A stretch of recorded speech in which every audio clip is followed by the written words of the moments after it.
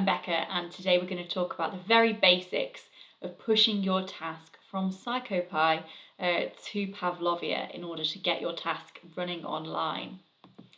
So if you open up your PsychoPy and go to your Builder view, the task that we're going to use for this is actually the Posner queuing task that we developed in the first tutorial.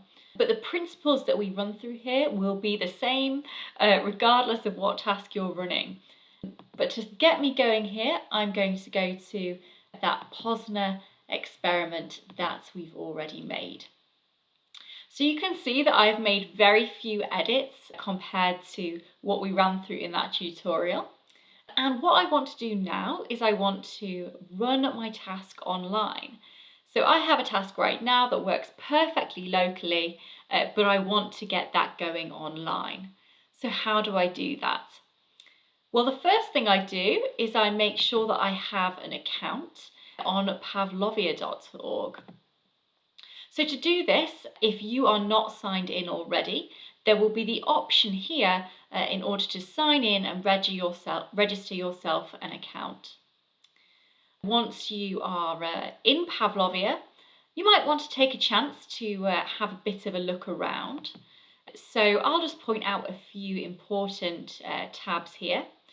So first of all, we have the Docs tab, and I would particularly draw your attention first of all to the Ethics and Privacy tab. This includes information on data storage and information that you might need as researchers for your ethics application. In particular, the fact that data storage in Pavlovia is GDPR compliant, so it is compliant with data protection laws.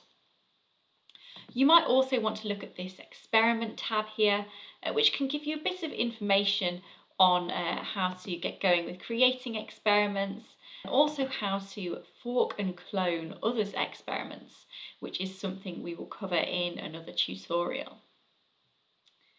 If you go to the Explore tab, you'll be able to see a whole host of pre-made experiments.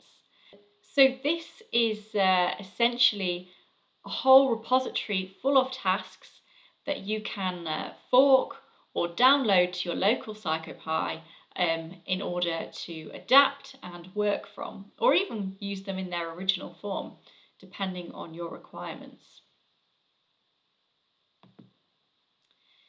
If we go to Dashboard, you can see your experimenter profile. So here is mine. And you can also see a list of the experiments that you have currently available or been working on. And these could be inactive, piloting, or running, depending on where you're at with your study. This is the tab that we will focus on today. So I will keep this short at the moment to here. What we're going to do is we are going to go back to our PsychoPy window here, and so we've seen Pavlovia, we know we have a task in PsychoPy. How do we get the task from PsychoPy to Pavlovia? Well, the first thing you do is you check, and I'll just highlight here actually anything to do with online is where we use these icons here at the top that indicates online functions. So if I click the I can see information on project info. We can see that the file I'm currently working on doesn't belong to a project yet. That's not surprising, I haven't yet uploaded it online. If I click here, I can see a bit more about my information. So we can see my username here.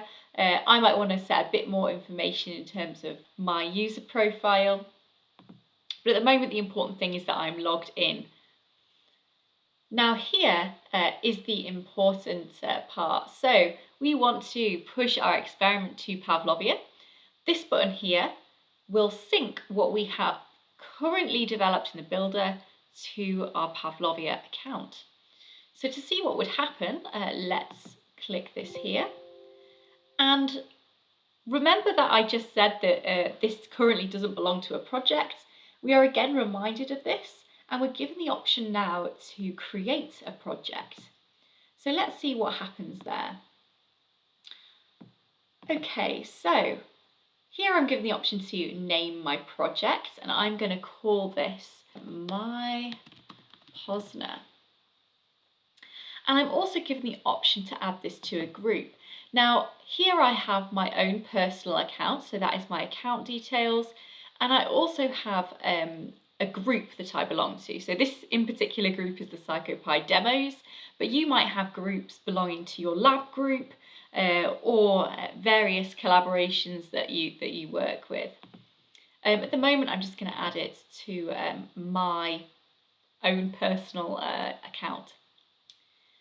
And it's asking for the local folder. So this is the folder where we have developed and stored the task in its builder experiment form. And this is for use if we so that Pavlovia knows where to keep looking for files when you press sync. Okay, so let's add a description. So a basic Posner queuing task. And in my keywords, I'm going to add the words Posner, and I'm going to just leave it at that at the moment, actually. So I'm given the option to immediately launch this as a public project, but it might be that whilst we are in the initial phases of debugging, we don't want to make that public immediately.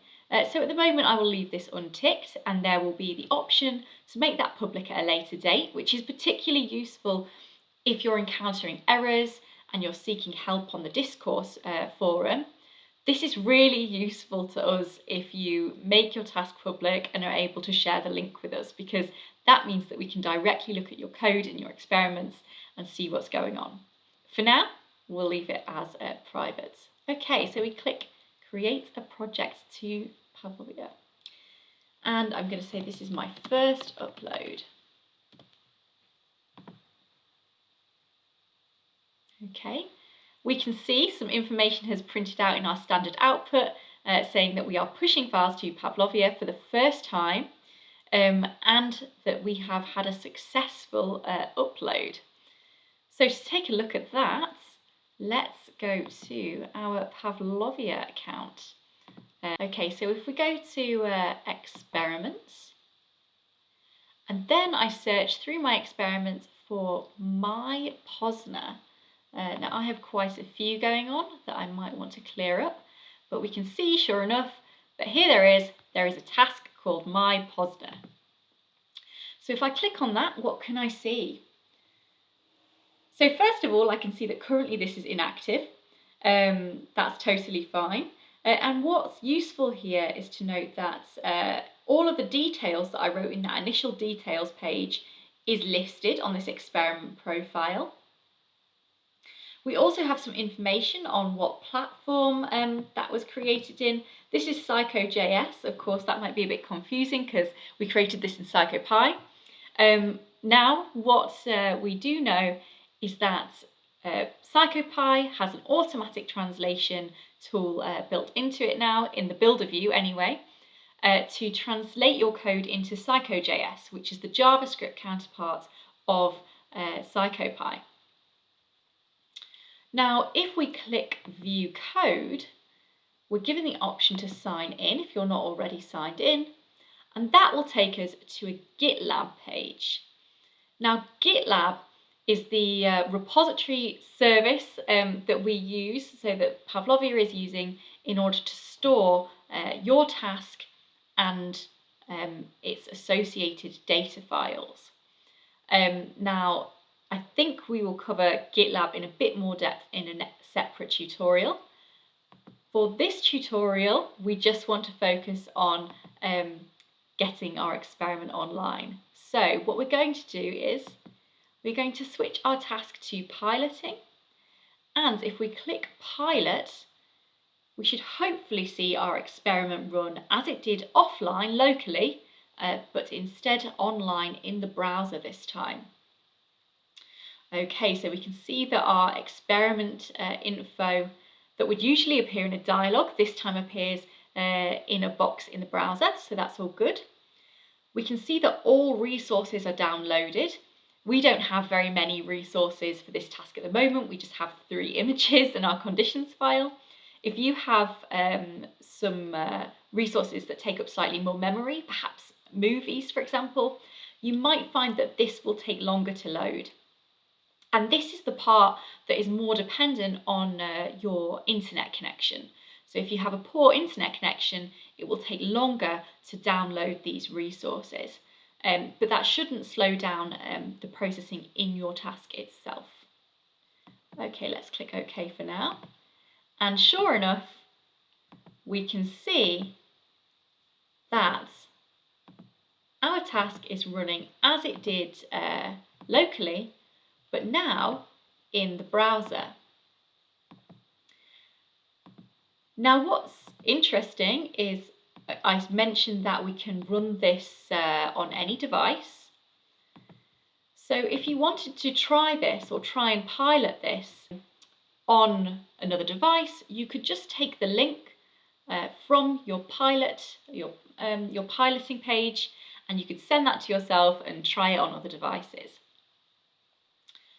So during piloting, we don't have any data saved to GitLab or to your database. But what we do get is we do have a download. This is a CSV file that was automatically downloaded upon completion of the task. And here we can inspect that our data look pretty much like we would expect it to. So we have all the same information saved that we had when we ran that locally. Okay, so that is very briefly how to push your experiment online.